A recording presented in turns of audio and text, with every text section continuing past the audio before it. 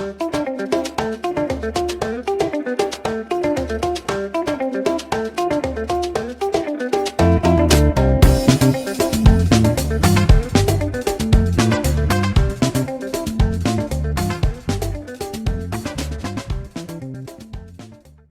welcome to Global Nexus Network. This is an info YouTube channel that would give you interesting reactions on major issues as and when they happened. Ranges from economics to business, entertainment, geopolitics, environmental sustainability, and also socio-economic analysis. And also, you also get information on how to do numerous things from your business to how you want to plan your life to entertainment you plan to do and a whole lot of things. Today, we are going to talk about something very interesting. Today, we want to talk about Zoomlion Ghana. For some time, Zoomlion Ghana has been trending, and we are not going to talk about Zoomlion for the reasons it's been trending. We want to talk about Zoomlion from a different perspective. We want to talk about Zoomlion from an angle that looks at Zoomlion as it is now, and also suggests some operational strategies or operational tips that could be used or that could be adapted to improve Zoomlion. We believe this strategy or this operational strategy is going to actually open a new front to the organization that will transform it from being an organization that keeps its employee salary in arrears for so long, going to transform the organization and give it more efficiency. Zoomlion Ghana, the company that pays its employees 250 Ghana cedis at a time where there was so much economic hardship in the system. Even 5 kg of rice cost more than 100 cedis in the country. And the company is able to do this, a big company of that nature. The company that pays its employees below the minimum wage, and nobody seems to question them. They even feel a little comfortable telling the public about that same salary being in arrears for, on the average, 8 months. It looks like Zoomlion's affiliation with the government has given it some immunity against the minimum wage in Ghana here. But that's not the end of the story, because there's a lot of interesting stories about Zoomlion we can also talk about. Zoomlion employs over 85,000 Ghanaians according to their numbers, and that's a huge thing to talk about. Zoomlion has a lot of investment, diversified portfolio in sewage, refuse processing, and a whole lot. Some time ago, Zoomlion opened a school in sustainable development. To me, it was something amazing. It's going to be, if not the first, one of the new in the country. But now, as I'm talking to you, the school is closed down, and circumstances surrounding the closure of the school is also another issue on its own. So that should tell you that Zoomlion is not a small deal in the country. Zoomlion is not only a matter of cleaning services, but it's also a huge employment and also people's livelihood. So it's very important that we look into Zoomlion and make some suggestions. Definitely there's going to be a new president for Ghana after the election, and it is my prayer that whoever comes will take the responsibility upon it himself and turn things around with Zoomlion, because it's obvious that it's not only a matter of cleaning services, but it's a matter of a lot of issue that affects you and I the most. Zoomlion is supposed to be a private company, or somebody will say it's a private company. So why is it that every time that there's problem with Zoomlion, operational inefficiency and other things, we keep on mentioning governments, and not the leaders of the organization, or not the CEO, or not the operations manager, but we keep on saying governments. So this is actually a legitimate question. If you actually look at the arrangement Zoomlion have with the government, from the very beginning when Zoomlion came in 2006, if there wasn't an assurance of government contracts all year round or throughout, I'm not sure Zoomlion has even gone into operation in the first place. So Zoomlion depends hugely on government contracts to remain operationalized. And that's not even the big deal here. The big deal here is that Zoomlion manages a very important component of government responsibility, that is maintaining sanitation in the country. Previously, we used to have, when we were kids, we used to have what we call it in our local setting, like town cats, or whatever name you would want to call it. And right now, you don't see them because of Zoomlion. And then years back, this was a big deal. When town cats or whatever come to your house, you see people running up and down. That was a big deal. And Now Zoomlion is more of taking over. So that should tell you that Zoomlion manages a very important company of government responsibility. So it makes sense that government is dragged in whenever we are not seeing efficiency, whenever we are not seeing good operational strategies happening, or whenever we are having issues or problems with it. Zoomlion's issue has always been one: salary arrears. Salary. Every time their employee salary is in arrears, and it looked like this issue even has robbed them of their moral right to reinforce contract agreements they have with the employees. So the employees are unable to provide quality services. If you've been engaged in Zoomlion for long, you would understand what I'm talking about, and you know the kind of services Zoomlion provide for us. Zoomlion don't produce very quality service due to these things, and it's obvious. Zoomlion's problems never end. They always have problems, and the notable ones among their problems is salary arrears or salary issue with the employees.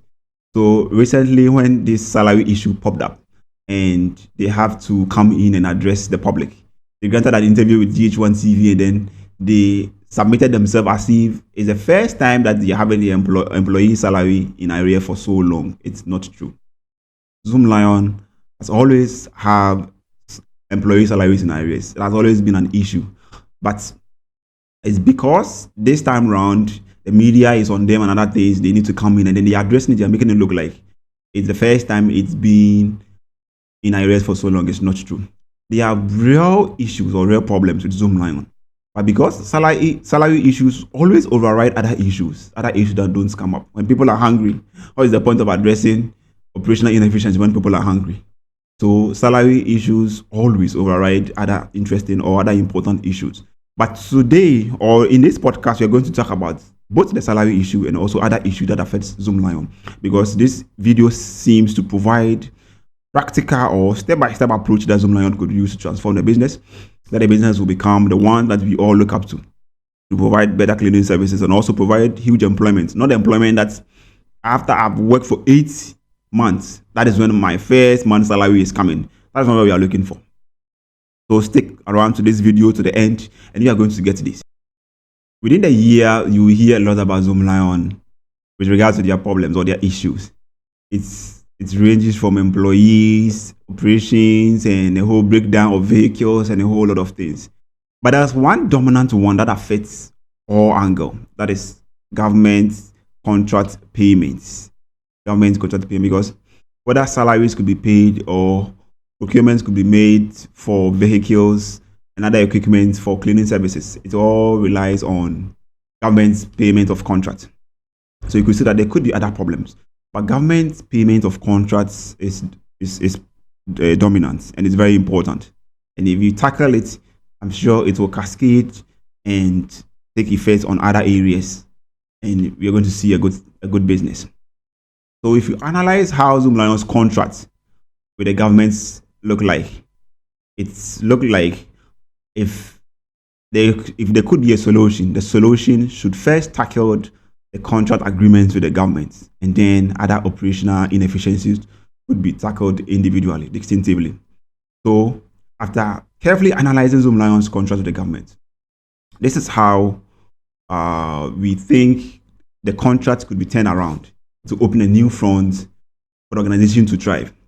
But before you go into this new contract phase or this new contract agreements, let's look at some scenarios. If we live in Accra and you engage Zoomlion a lot, you may have observed something, or you may have seen something with the Zoomlion. There's a particular group of Zoomlion that they always go to work, even when the Zoomlion workers are demonstrating or are agitating, complaining of salary and other things, and they're not going to work. There's a particular group of Zoomlion that you find them going to work almost every time. And if you go into that and you ask why some people or some section of Zoomlion go to work and some whilst others are complaining of salary, what you hear is that this particular section of Zoomlion are being paid by a different entity, are being catered for by a different organization. And if you look into that, or if you go into which organization is actually paying or taking care of these people, the notable names we hear is AMA, that is Accra Metropolitan Assembly, paying this session. And it makes them go to work every time, or it makes them provide, let me say, better services. So does this not suggest anything to you that a more decentralized system within the Zoomlion contract session would work best. Exactly. Because once that session is detached from the main Zoomlion body, we get salary coming forth regularly and also employees coming to work regularly.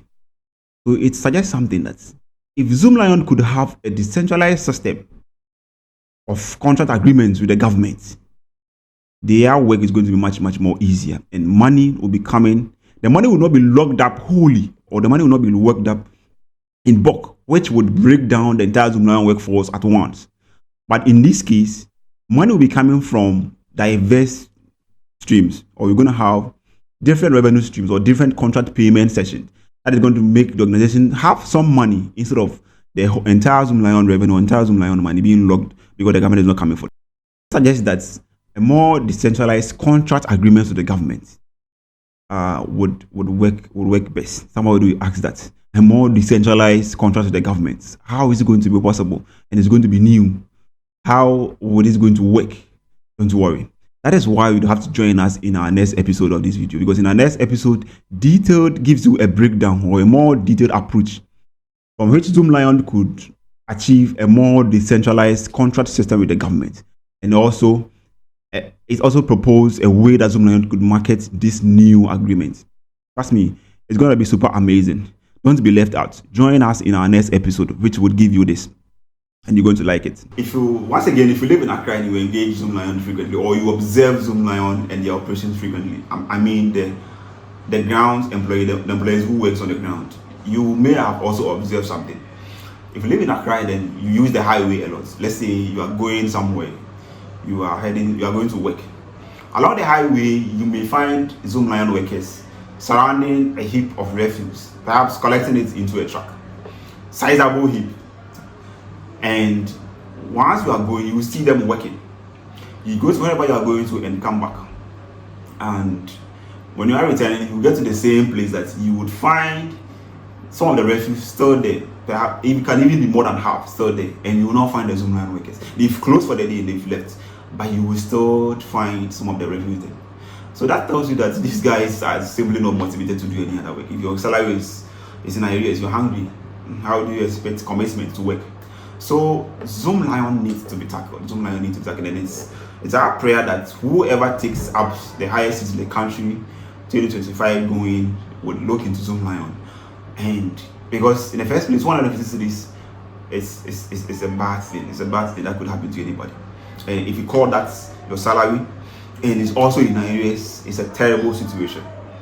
You will plead on whoever takes the seat, whoever forms the next government to look into this. Don't be left out in our next episode. In our next episode, we are actually giving you detailed of this plan that is going to transform and change Zoomlion for us, because we are the most beneficial. We are the people enjoying the service of Zoomlion. If Zoomlion don't come for your trash, you'll be the one to suffer. Somebody may say that if Zoomlion is inefficient, if Zoomlion salary is not coming, if Zoomlion contract agreement with the government is not working, it should be a problem to the organization and not me. And it's not true. We, the people who take their services, are the people who are going to suffer. Join us in our next episode. Thank you so much for watching this episode. Please subscribe to this channel, press the notification bell, and give us a like. And because the like motivates us to do more, it tells us that what you are doing, you like it. And you are going to be the first or among the first to receive our video when we upload part 2 or this video, who is going to give us detailed on how we can transform Zoomlion. Thanks so much for watching. My name is Alex, and have a good day.